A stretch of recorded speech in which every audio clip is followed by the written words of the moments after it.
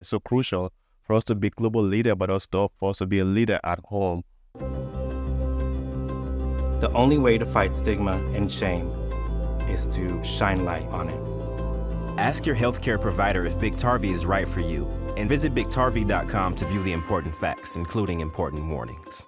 Hello there, welcome to Plus Talk on Plus Life, where we're all about turning positive into a plus. It's 2024, which means it's a big election year, and we constantly hear things like your voice, your vote, and we the people, and all of that. But really, at the end of the day, how much does my voice or your voice really count, especially when it comes to changing things about HIV in this country? I'm joined by two very special guests who know a thing or two about HIV policy change and how much our voices matter. Dr. Jirair Ratevosian and Micheal Ighodaro, good to see you both. Good to see you too. Let's just jump straight into that question before I go into what you're doing and what you're doing.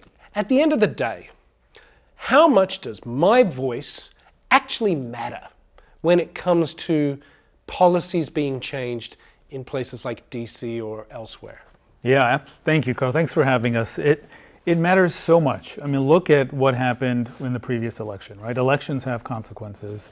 Elections lead to Supreme Courts that are crazy and extreme, that take away our rights, right? So every voice matters.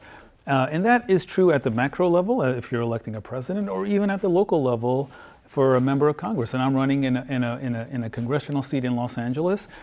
The voters in that district have an opportunity to either elect someone who is an HIV advocate who's been working on HIV and LGBTQ policy for 20 years to finish the fight in Congress on HIV, or not, right? And that's the difference between a voice mattering or not. Yeah, and Micheal, I mean, you work all around the world and with our friends at Prevention Access and the whole U=U campaign. You see firsthand what at a grassroots level speaking up does when it comes to changing people's minds and opinions about HIV, doesn't it? Absolutely. Yeah, I mean, I think the US government is the largest donor for HIV funding around the world.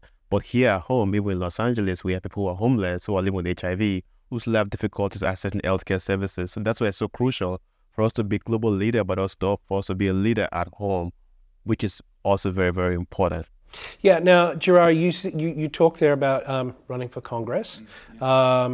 You have said we should demand more from people who are running for Congress. So if you are elected this year, what do you hope to accomplish for those of us like myself living with HIV? Yeah, well, I think that for people living with HIV and advocates for people who work on HIV and for the broader LGBTQ community, this is the most important election we've ever had in a long time.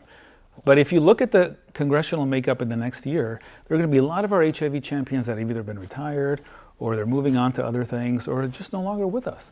And I always remember to what Speaker Pelosi said when she was elected. She said, "Mr. Speaker, I'm here to fight HIV." That was 1983 or 84, I forget which year. We all know that HIV is far from over.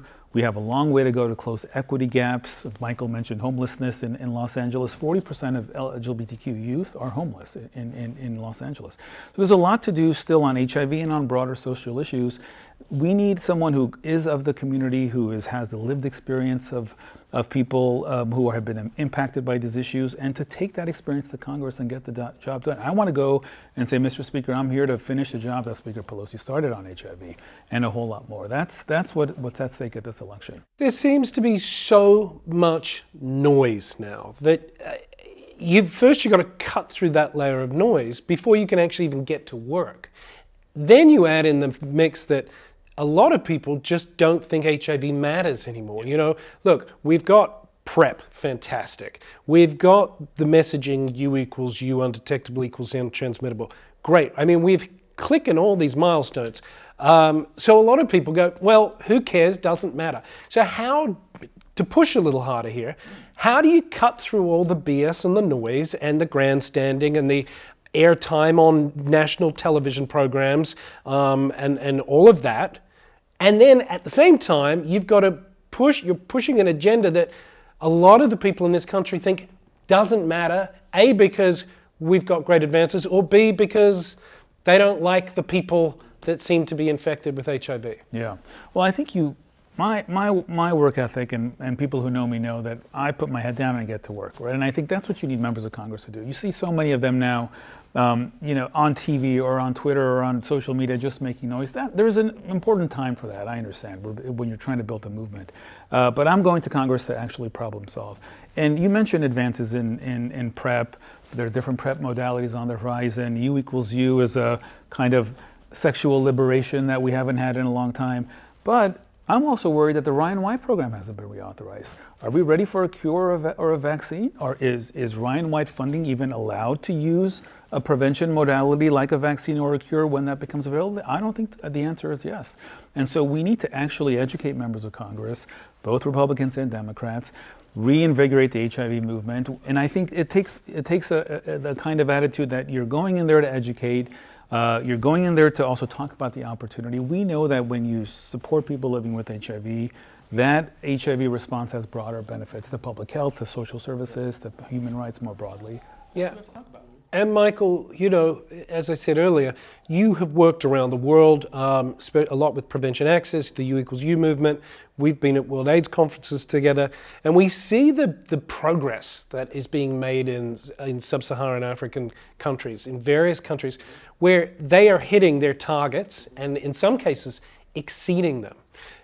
What do you think America and with your husband's campaign can actually learn and take from these countries that we think, oh, we're great America, follow us. But there's a lot we can be learning from what's happening in some of these countries too, isn't there? Absolutely. I think just going back to the PEPFAR question a little bit, I think the reason why PEPFAR is so crucial and important is that, like the reason why we have millions of people on treatment right now is because of PEPFAR. And just think about if those treatment is cut off, we are back to the 80s again because we don't have a cure.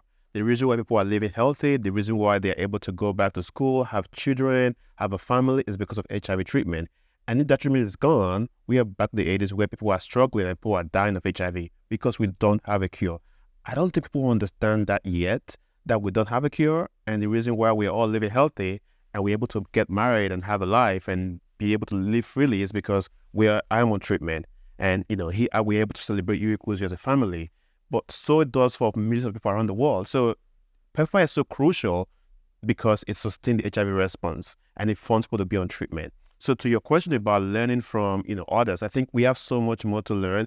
And I think we live in a bubble in the US thinking we know it all, but we really don't know it all. And people need to learn about PEPFAR and the success it has had for millions of people to have kids across the world. And I think, we still in the US, we have a lot to do around U equals U.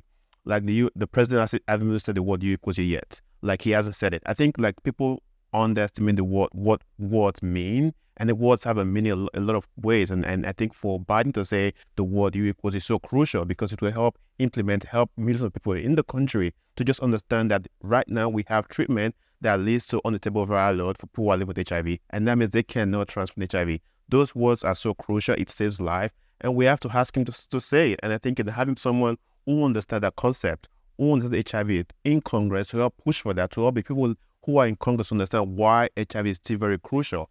And I think for us, it's not just something we want to do. It's a personal, it's something we live every day, right? It's our lives. Like it's for me living with HIV and my husband. It's like something that we care about on the personal level. And we live and breathe it every day. Yeah.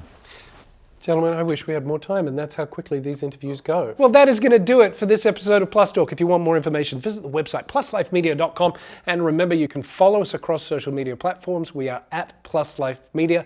Until next time, be nice to one another. Remember, it's a year to go and vote. Make sure you do it. Go out and vote. We'll see you next time. Bye-bye.